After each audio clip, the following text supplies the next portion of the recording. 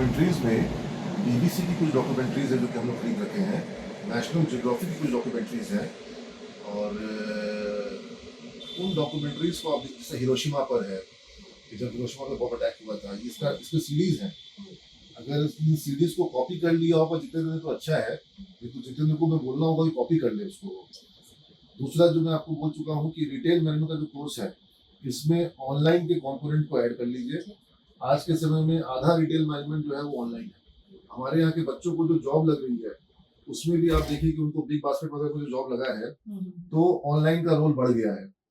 तो online e commerce या जो ऑनलाइन रिटेलिंग है इसका पार्ट, प्लस अब जैसे रिटेल की जो ऑर्गेनाइज रिटेल में जो कंपनियां हैं, इनमें सबसे बड़ी कंपनी अभी भारत में होगी रिलायंस, और रिलायंस अब अपने आप को बिल्कुल जियो प्लेटफॉर्म पर ऑनलाइन ला रही है रिटेल में, ठीक है।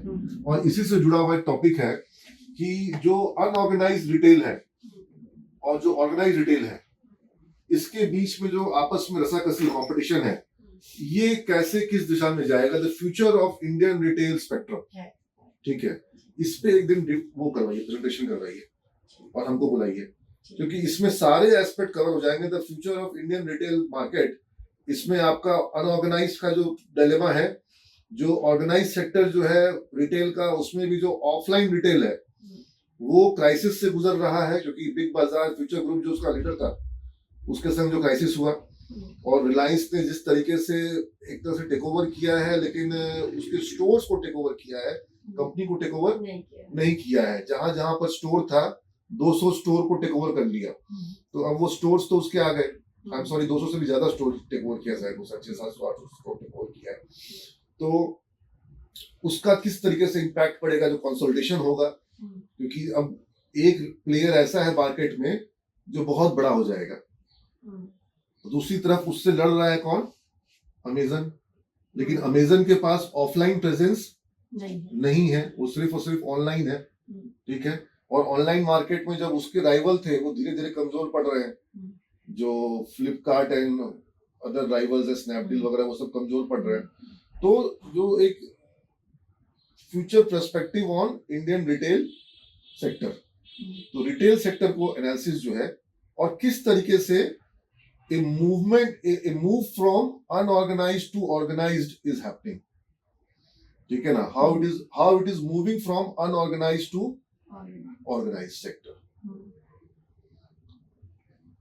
इसी में सारा कुछ कवर होना चाहिए, क्योंकि भारत में 14.5 करोड़ से ऊपर लोग रिटेल सेक्टर में जुड़े हुए हैं, ठीक है।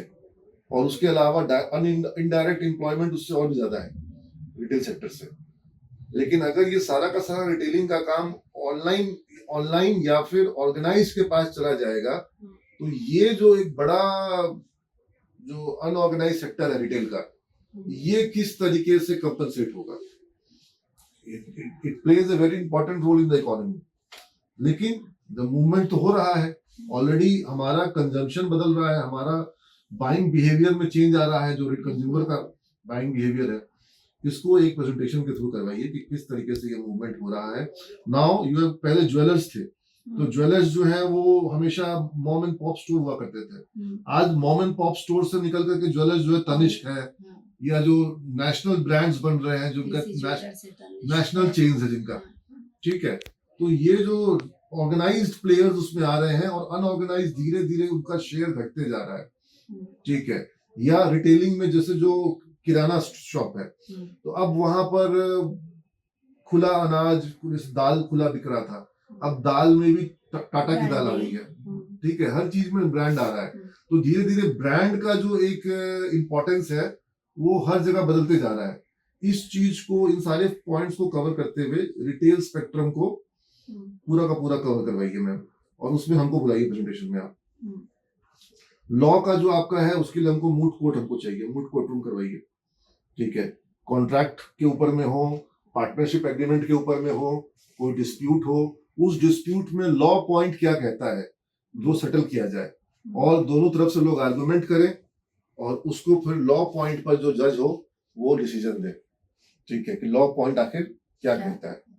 बच्चों को भी उसमें इंटरेस्ट आएगा, क्योंकि जब मूट कोर्ट रूम होगा, और बिजनेस लॉ के ऊपर फोकस करिए, कॉन्ट्रैक्ट एक्ट में करिए। कॉन्ट्रैक्ट एक्ट है, सेल्स ऑफ गुड्स एक्ट है और इन लोगों को नेगोशिएबल इंस्ट्रूमेंट हाँ। एक्ट इतना ही पढ़ना, बाकी आईआर है जो एक्ट नहीं है। निगोशिएबल इंस्ट्रूमेंट एक्ट है ना, हाँ। हर पे एक केस पर डिजाइन कर लेना होगा ठीक कि निगोशिएबल इंस्ट्रूमेंट एक्ट में जनरली चेक बाउंस के केसेस होते हैं, तो उसमें कई तरह के लोगों के रीजन होते हैं, लॉजिक होते हैं बाउंस कराने के। तो कौन सा लॉजिक जो है वो वर्क करता है कोर्ट में, कौन सा लॉजिक वर्क नहीं करता है, उसका कोई ना कोई केस निकाल लेना होगा। एक्चुअल केस अगर निकाल लीजिए ज्यादा अच्छा है, बहुत केसेस मिल जाएंगे आपको जो अपने आप में हिस्टोरिक केसेस होते हैं, और मूड कोर्ट रूम हो जाएगा।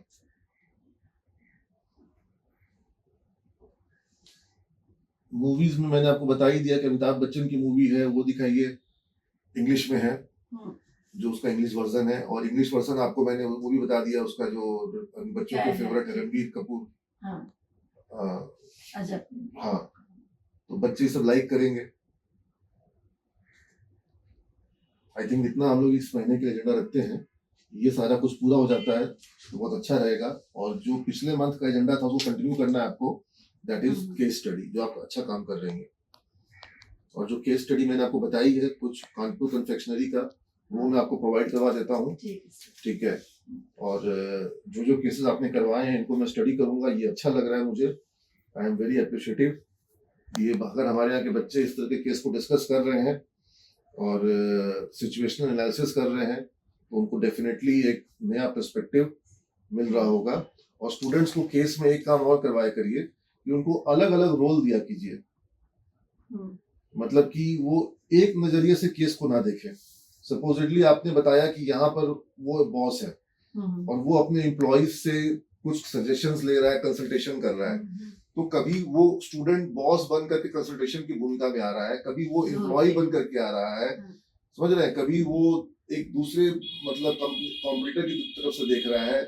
तो वो अलग अलग नजरिए से जब उस केस को देखेगा तब उसको, जैसे मेरा नजरिया अलग है, आपका नजरिया अलग है, तो वो हर नजरिए से केस को देख सके है। इसमें बहुत सारे बच्चों का ये भी था कि वो रैशनल डिसीजन मेकिंग है। हाँ, तो वही कह रहे हैं कि अलग अलग नजरिए से लोग देख सके और डिस्कशन हो, मतलब हम किसी एक ऐसे बिंदु पे पहुंच जाए जिसमें पूरी क्लास एग्री कर जाए, ये मेरा मकसद नहीं है, ठीक है। ब्रेनस्टॉर्मिंग हो, डिसएग्रीमेंट इज आल्सो एग्रीमेंट, ठीक है। हम लोग डिसएग्री करने के लिए एग्री कर रहे हैं, चलिए ठीक लग रहा है, अच्छा लग रहा है, थैंक यू।